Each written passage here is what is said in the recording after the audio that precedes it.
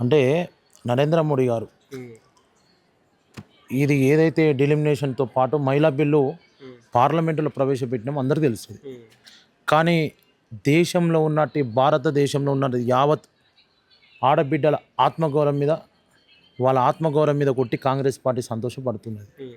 ఎందుకంటే అన్న ఇలా నరేంద్ర మోడీ గారు భారతదేశంలో ఒకటే కలలు కన్నారు. హ్మ్. నరేంద్ర మోడీ గారు ఇలా భారతదేశంలో నా ఆడబిడ్డలు కూడా చట్టసభలో అధ్యక్ష అనే రోజులు రావాలి, పెన్ను పేపర్ మీద సంతకం పెట్టి రోజులు రావాలి, రాజ్యాన్ని పరిపాలించాలనే కలలు కన్నది నరేంద్ర మోడీ గారు.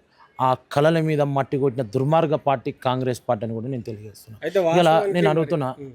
హైదరాబాదులో ఆ సభ పెట్టి హ్మ్. ఇలా హైదరాబాద్లో సభ పెడుతున్నాం. హ్మ్. నరేంద్ర మోడీ గారు రావడం అభివృద్ధి పనులు ప్రారంభోత్సవంతో పాటు భారతీయ జనతా పార్టీ తరఫున మేము ఎంచుకున్న సభ ఇది పరేడ్ గ్రౌండ్లో. హ్మ్. ఇలా కాంగ్రెస్ పార్టీ వాడు మన యజాయిరా రాని రాకుండా ఉంటుంది. నరేంద్ర మోడీ గారు అంటుకున్నంత స్థాయి అనే కాంగ్రెస్ పార్టీ ఉంది. హ్మ్.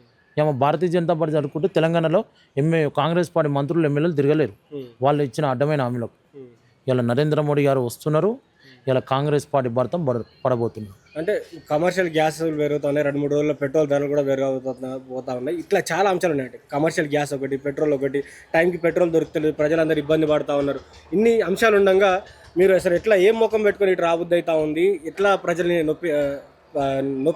నొప్పించేటువంటి మీరు, ప్రజల్ని నొప్పించే మీరు ఇప్పుడు ఎట్లా రాబోతా ఉన్నారు? ప్రజలు మీ వల్ల ఇబ్బంది పడతా ఉన్నారు. ఇప్పటికీ గ్యాస్, పెట్రోల్ ఇలా చాలా అంశాల మీద కూడా ఈరోజు హోటల్స్ ఓపెన్ చేయలేకపోతా ఉన్నారు. ప్రజలకు ఫుడ్ దొరకలేకపోతా ఉంది. ఇట్లాంటి అంశాలన్నీ కూడా కాంగ్రెస్ పార్టీ ప్రజలకు తీసుకుపోతా ఉంది. మరి మీ సభ మీద ఎఫెక్ట్ అయ్యే అవకాశం అంటే ఒక కమర్షియల్ గ్యాస్ గురించి మాట్లాడుతారు తప్ప ఉమ్, ప్రజలకు ఇబ్బంది కలిగించే గ్యాస్ అయితే బంద్ చేయలేదు కదా. ఉమ్, అంత పెద్ద యుద్ధం జరుగుతుంది ఇలా అంత పెద్ద దేశాల మధ్య ఇవాళ అంత పెద్ద యుద్ధం జరుగుతుంది. ఇలా సామాన్యమైన ప్రజలలో గ్యాస్ అయితే ఎక్కడ బంద్ చేయలేదు కదా. ఒక కుటుంబం ఇంట్లో పొయ్యి బంద్ చేసిన నరేంద్ర మోడీ. కుటుంబం ఇంట్లో ఒక కుటుంబం దగ్గర పోతే పొయ్యి నిత్యం వెలుగుతుంది, ఆయన ఇంట్లో బువ్వ తింటున్నంటే దాన్ని నరేంద్ర మోడీ గారే కారణం అని కూడా నేను తెలియజేస్తున్నా.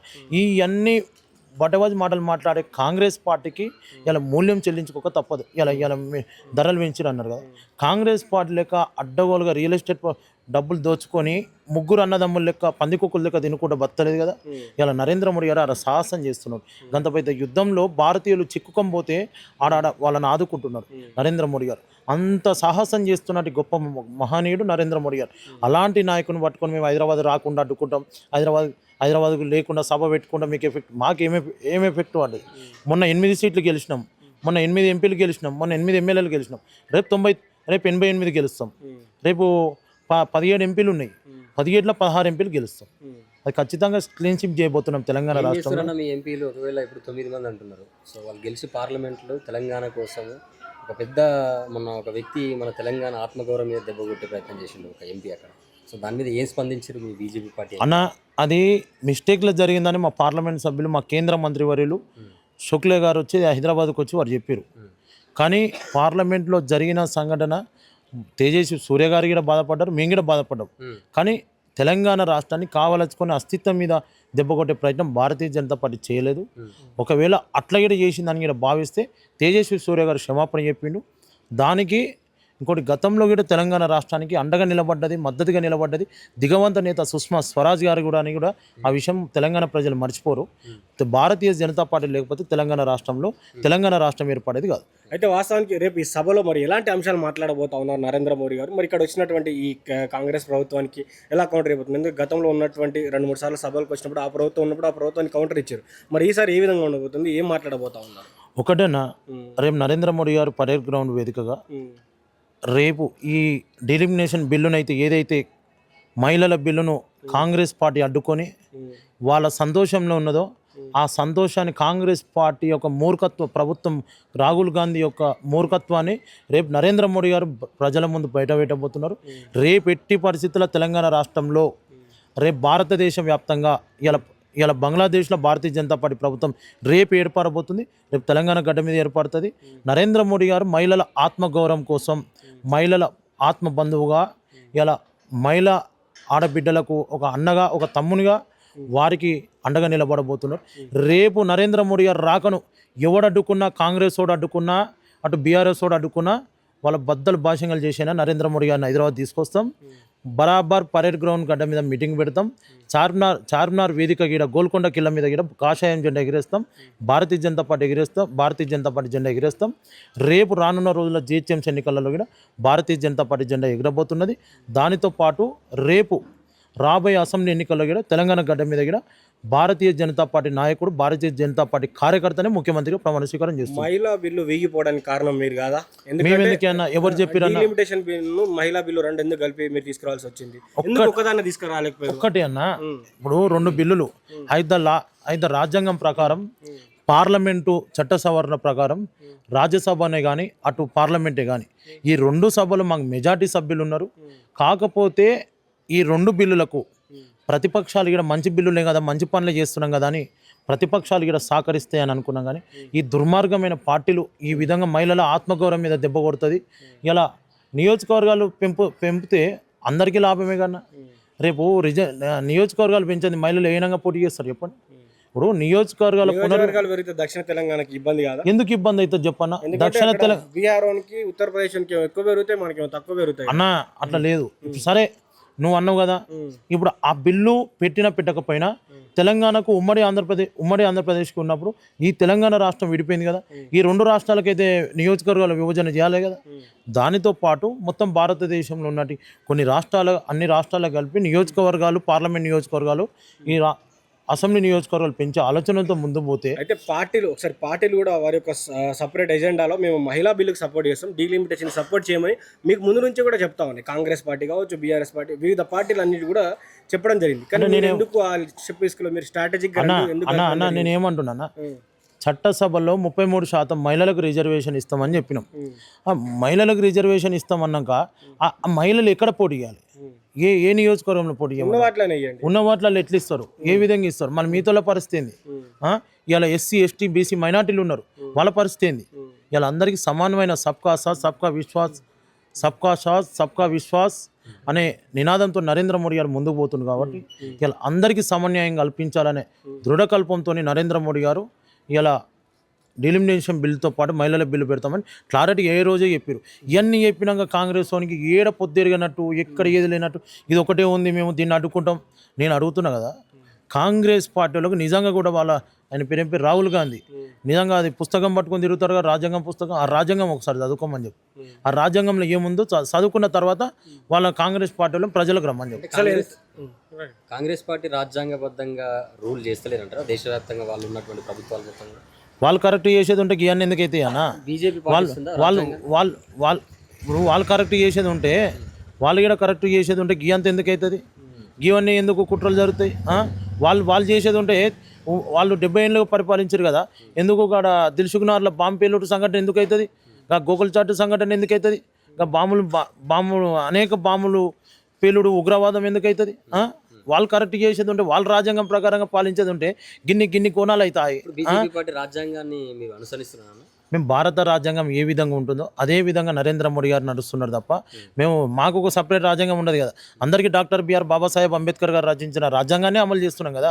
రాజ్యాంగాన్ని మారుస్తామని చెప్పేసి పార్లమెంట్లో రాజ్యాంగాన్ని మారుస్తామని చెప్పలేనా? రాజ్యాంగంలో ఉన్న కొన్ని చట్టాలను సవరణ చేస్తామని చెప్పి నరేంద్ర మోడీ గారు, భారత ప్రభుత్వం కొన్ని చట్టాలను సవరించాల్సిన అవసరం ఉన్నదని చెప్పింది. కానీ రాజ్యాంగాన్ని ఎక్కడ మారుస్తామని కూడా మేము ఇక్కడ చెప్పాలి. రేపు వచ్చేటువంటి సభకి మీరు ఎంతమంది రాబోతా ఉన్నారు? అసలు ఎలాంటి అంటే నరేంద్ర మోడీ గారి దగ్గర నుంచి మీరు తెలంగాణకు బీజేపీ ఏమన్నా హామీలు ఇచ్చే అవకాశం ఉందా?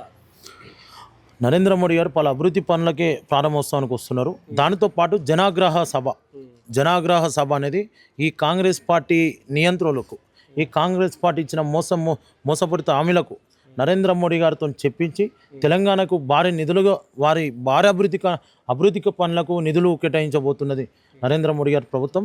కేంద్ర ప్రభుత్వం నుంచి వచ్చే ప్రతి పథకాన్ని కూడా ప్రజల్లోకి తీసుకువెళ్ళి రేపు తెలంగాణ రాష్ట్రంలో రేపు జరగబోయే సభలో తెలంగాణ రాష్ట్ర నలుమూల నుండి ప్రతి హైదరాబాదులో ప్రతి యువకుడు, ప్రతి ఆడబిడ్డ ప్రతి కుటుంబంతో పాటు పరేడ్ గ్రౌండ్లో ఉండబోతున్నది. ప్రతి యువకుడు పెద్ద ఎత్తున బైక్ ర్యాలీలు దాదాపు ఇప్పటికే మేము సన్నిధం చేసినాం. డివిజన్ వైజ్గా సుమారుగా 500 బైకులతో ర్యాలీని నిర్వహించాలని సన్నిధమైనాం. ఈ గ్రేటర్ హైదరాబాద్లో ఏవైతే 300 డివిజన్లు ఉన్నాయో 300 డివిజన్లలో డివిజన్కి 500 మంది బైకులు, 500 బైకులతో పాటు ప్రతి గల్లీ నుండి ఆడబిడ్డలు ఇలా పిల్ల జల్లకాంచి ఇవాళ నరేంద్ర మోడీ సభకు రానికి సన్నిద్ధమవుతున్నారు. ఆ సభను ప్రతి ఒక్కరు విజయవంతం చేయడానికి సిద్ధమవుతున్నారు. తెలంగాణ రాష్ట్రంలో ఉన్నటువంటి మీ ఎంపీలు సో ఇప్పటిదాకా తెలంగాణ రాష్ట్ర అభివృద్ధి కోసం కావచ్చు, వాళ్ళ నియోజకవర్గాల అభివృద్ధి కోసం ఎంత బడ్జెట్ తీసుకొచ్చి కేంద్రం నుంచి? ఒకటన్నా నీకు క్లారిటీగా చెప్పాలనుకుంటే భారతీయ జనతా పార్టీ పార్లమెంటు సభ్యులు తెలంగాణ గొంతుకగా నిలబడి తెలంగాణకు అనేక నిధులు తీసుకొచ్చారు. చూసినావు కానీ నాకు రైల్వే స్టేషన్ ఎట్లుందో, రైల్వే స్టేషన్ గత కాంగ్రెస్ పార్టీ ప్రభుత్వంలో ఎలుకలు కొలికినట్టు, బొద్దింకలు పడ్డట్టు, సుందెలుకలు ఉన్నట్టు అంతకంటే అధ్వానంగా మారిన రైల్వే స్టేషన్లు ఈరోజు ఎయిర్పోర్ట్ తలపిస్తున్నాయి. మా దగ్గర ఉంటే చెర్లపల్లి, అది శంషాబాద్ ఎయిర్పోర్ట్ను తలపిస్తుంది ఆ చెర్లపల్లి రైల్వే స్టేషన్. రైల్వే స్టేషన్ల అభివృద్ధి ఇలా ఇలా రోడ్లు చూస్తున్నాం, నేషనల్ హైవేస్ ఎట్లా తయారైనాయో. ఇవన్నీ ఎవరు చేస్తున్నా? కాంగ్రెస్ పార్టీలు చేస్తురా? భారతీయ జనతా పార్టీ ప్రభుత్వం నరేంద్ర మోడీ గారి ప్రభుత్వం చేస్తుంది కాబట్టి ఇలా ఈ విధంగా ఉన్నాయి.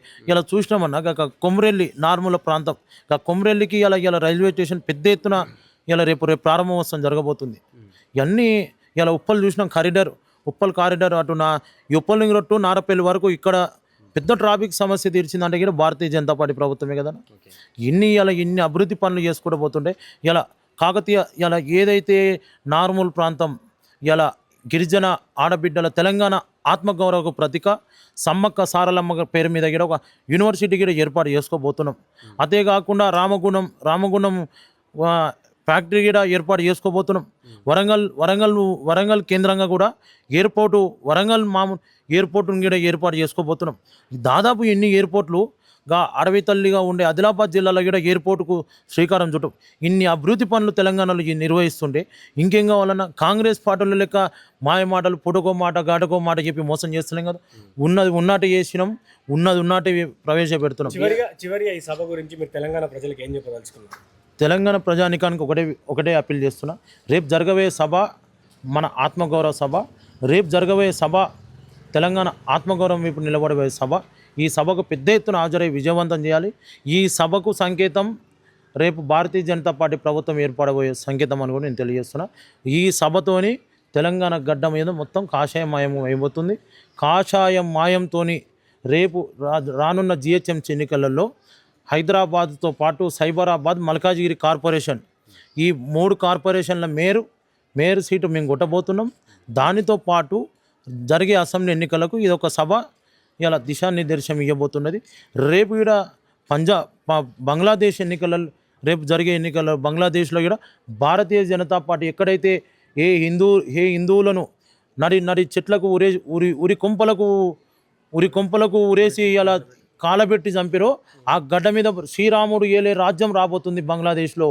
ఇలా ఎందుకంటే హిందువుల ఆడబిడ్డల మీద మూత్రాలు వేసి బంగ్లాదేశ్లో హిందువుల ఆడబిడ్డలను కొట్టి మమతా బెనర్జీ గారి ప్రభుత్వం ఇలా ఆనందంతో ఉన్నది. ఆ ఆనందాన్ని, మమతా బెనర్జీ యొక్క మూర్ఖత్వాన్ని రేపు అక్కడ బంగ్లాదేశ్ ప్రజలు ఇలా మట్టిలో కలిపి రేపు శ్రీరాముని జెండా జై శ్రీరామ్ అనే నినాదాలతో భారతదేశం మొత్తం రేపు వినబడబోయే నినాదం జై శ్రీరామ్ జై హనుమాన్ అనే నినాదంతో రేపు ఆడ కాషాయం జెండా రేపరేపలాడుతుంది.